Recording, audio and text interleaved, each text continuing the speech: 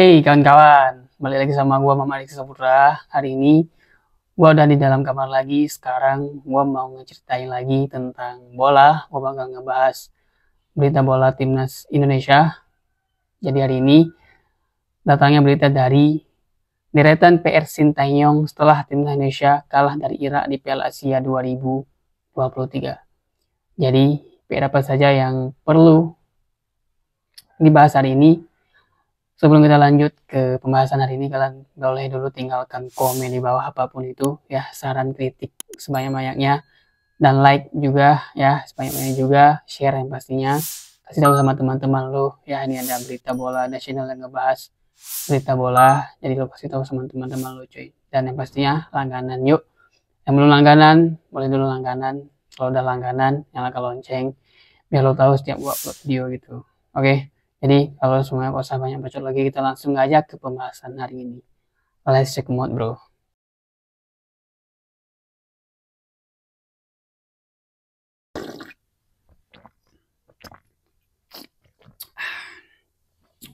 Kopi dulu sebelum bahas.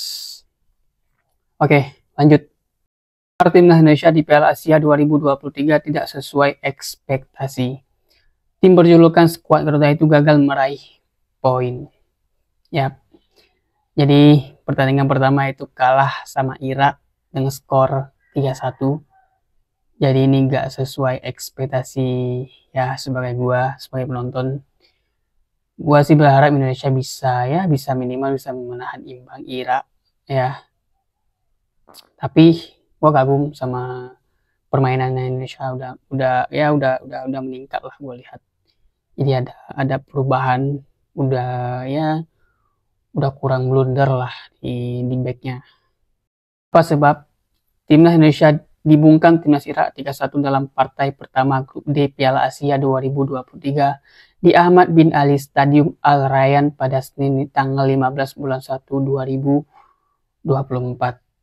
Jadi sebabnya itu apa? Yuk kita simak. 3 gol ke gawang Irak timnas Indonesia dicetak oleh Muhammad Ali pada menit ke-17, Osama Rashid pada menit ke-45 plus 7, dan Aiman Hussein pada menit ke-75. Yap.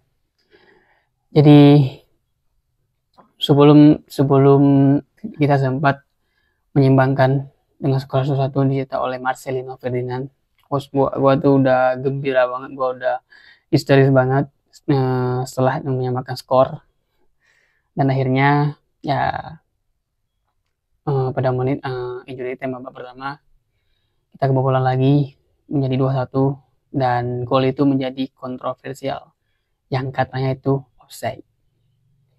Jadi gua rasa sih kalau gak terjadi pada menit ke-45 plus 7, gua yakin pemain Indonesia lebih semangat lah, karena ini gol 2-1, jadi Indonesia itu mentalnya udah turun lah gua lihat setelah gol 2-1 itu. Timnas Indonesia sebenarnya mampu menyamakan kedudukan lewat Marcelino Ferdinand pada menit ke-37, namun tidak kuasa menahan superioritas Irak. Yap.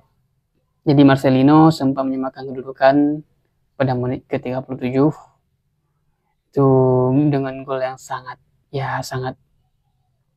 cantik, dari prosesnya itu, dari umpan dari Ivar Jenner terus ke Yakob Sayuri dengan kolongnya itu prosesnya itu luar biasa sih. Kayak ya lo lihat lah, ini bagi fan-fan Liverpool ya, fan Liverpool, lo kan gak asing ini golnya ya. Ini golnya Vinicius di laga final UEFA Champions League 2022 lalu melawan Liverpool. Persis banget, mirip sama gol Marcelino sama Liverpool. Jadi itu golnya Marcelino juga sempat diapresiasi juga sama media-media luar dengan gol yang sangat cantik dari prosesnya. Yang gua suka banget di pertandingan kemarin itu Yakob Sayuri, itu mainnya the best sih.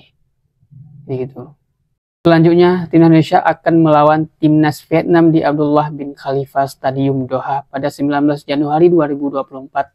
Apa saja yang perlu dibenahi Sintayong selaku pelatih skuad Garuda? Jadi apa saja yang perlu dibenahi Sintayong di laga selanjutnya melawan Vietnam?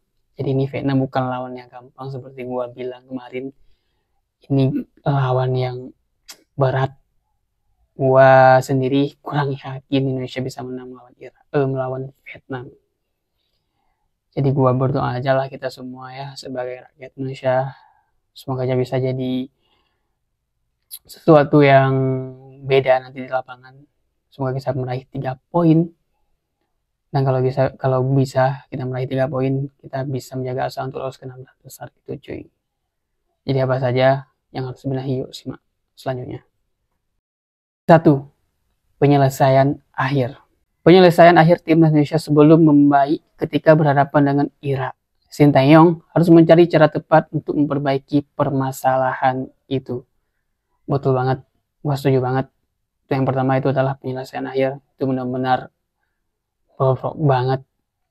Itu benar-benar nihil banget gua rasa.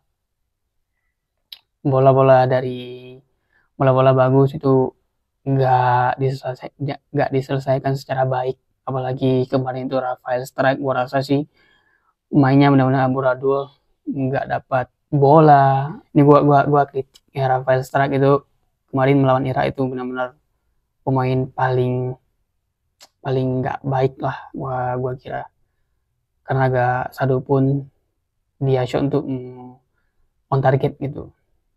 Jadi gua harap next nanti melawan Vietnam gua rasa sih penyelesaian akhirnya harus diperbaiki sih, merasa gitu.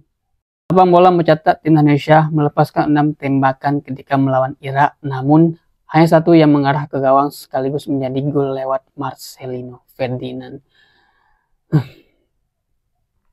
Dengan statistik ini kita udah tahu penyelesaian akhir itu timnas itu benar-benar tumpul banget ya. Dari 6 shoot dan tembakan cuma satu yang mengarah on target, yaitu gol Marcelino Ferdinand. Kemana aja striker kita itu Rafael Strike ya.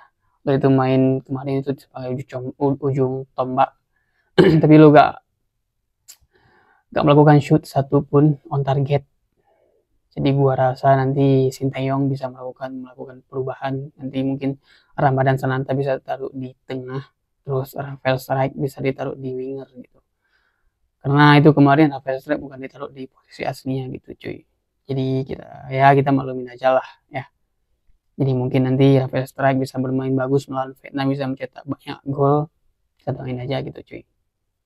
Yang penting ya jangan hujat berlebihan, jangan ngomong kasar apa anjing itu, jangan cuy ya. Gua harap gitu, kita harus SM kita harus tinggi gitu, jangan rendah ya, jangan lo hujat-hujat lah. Jadi gitu. 2. Target man. Penampilan Rafael Strike sebagai target man di timnas Indonesia dikritik. Penyerang naturalisasi kelahiran Belanda itu dinilai banyak menghambat kesempatan. Betul banget, banyak banget yang mengkritik Rafael Strike sebagai target man, itu benar-benar buruk banget. Kita sebagai penonton ya, sebagai pendukung kita bisa lihat gimana mainnya buruknya Rafael Strike. Jadi wajar kalau dikritik banyak orang kemarin. Karena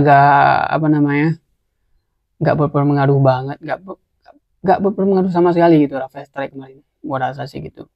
Jadi gua rasa itu yang baik banget main kemarin yaitu Yaakob Sayuri, terus Ivar Jenner, Yasin Hapner. Itu yang paling buruk juga itu ada di Asnawi. Itu gol kedua itu Asnawi digocek sama pemain Irak. Itu buruk banget sih Asnawi main. Ya kita tahu Asnawi itu baru pulih dari cedera ya. Kalau Sintayong udah tahu Asnawi baru pulih dari cedera, kenapa dimainin gitu. Kan Sandy Walsh ada gitu. Jadi kenapa Asnawi harus dipaksain buat main starter gitu. Jadi hasilnya gitu kemarin. Asnawi mainnya buruk. Di babak kedua diganti sama siapa kemarin? Digantinya pun bukan sama Sandy Walsh gitu. Sandy Walsh pemain inti di Liga Belgia gitu. Jadi gitu. Dalam beberapa momen, Strike memang terlalu memaksakan menguasai bola sehingga momentum serangan tim Indonesia hilang karena bola mampu direbut pemain lawan. Betul banget, seperti gua bilang, Rafael Strike mencoba untuk menguasai bola sendirian. Gua lihat kemarin dia dapat bola langsung shooting dari luar kotak penalti dan bola itu gak tahu arahnya, gak on target, keluar. Bola juga pelan di shoot. Ya gue tahu Rafael sering membuktikan bahwa sama kita, sama rakyat Indonesia, bahwa dia itu bisa gitu, bahwa dia itu striker mematikan gitu.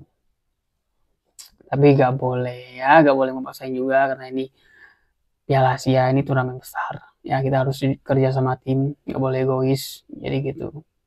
Untuk menghadapi Vietnam, STY dapat mempertimbangkan Dimas Derajat dan Ramadhan Sananta, namun strike masih bisa dipasang sebagai winger.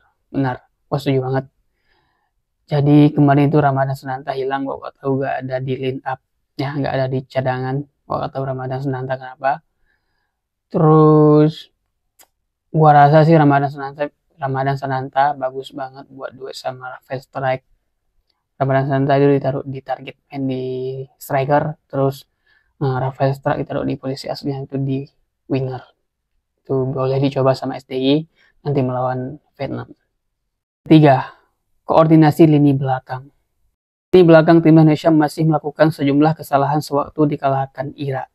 Meski intensitasnya sudah berkurang ketimbang menuju 3 uji coba sebelum Piala Asia 2023. Ya, lini belakang itu masih PR penting buat STY. Ya kemarin melawan Irak di Piala Asia itu juga melakukan blunder, tapi gak separah saat melawan uji coba melawan Libya sama melawan Iran kemarin. Ya intensitasnya udah berkurang lah, gua rasa itu dengan blundernya udah mulai rapi lah kemarin gua rasa di lini pertahanan, tapi harus dibenahi juga sama STY.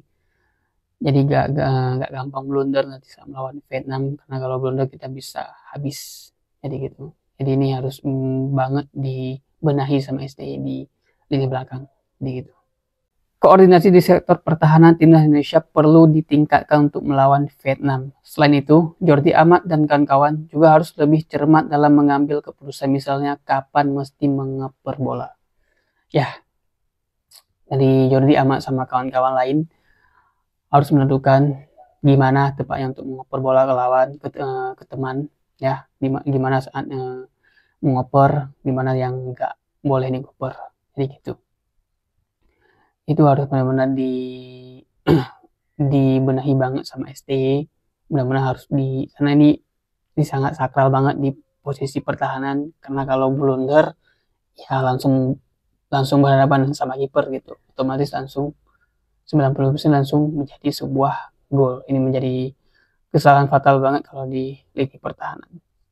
Jadi ini harus dilihat banget ya sama STY, harus dibenahi banget di lini pertahanan, jadi gitu, biar gak terjadi blunder. Kemarin juga pas lawan Irak ya, pas terjadinya gol ketiga, terus kita itu kalah duel sama penyerang Irak. Ya penyerang Irak sih lebih gede pada saat Rizky Ridho itu kalah duel yang membuah gol ketiga. Jadi itulah kawan-kawan PR penting yang harus dibenahi oleh Sintayong biar gak terjadi kekalahan nanti melawan Vietnam, karena ini laga penentuan untuk bisa lolos ke 16 besar, karena ini harus benar-benar dibenahi banget oleh STY 3 poin penting ini. Jadi semoga nanti Indonesia bisa menang melawan Vietnam. Gua harap kita semoga ya, penonton semuanya rakyat Indonesia, kita berharap, kita berdoa semoga nanti bisa meraih hasil yang positif, kita mendapatkan 3 poin dan kita menjaga usaha untuk lolos ke 16 besar Piala Asia. Ya melawan Jepang kita harus realistis ya. Oke, jadi gitu. Jadi sampai di sini dulu pembahasan kita hari ini. Sampai ketemu di video gua selanjutnya. Assalamualaikum. Bye bye.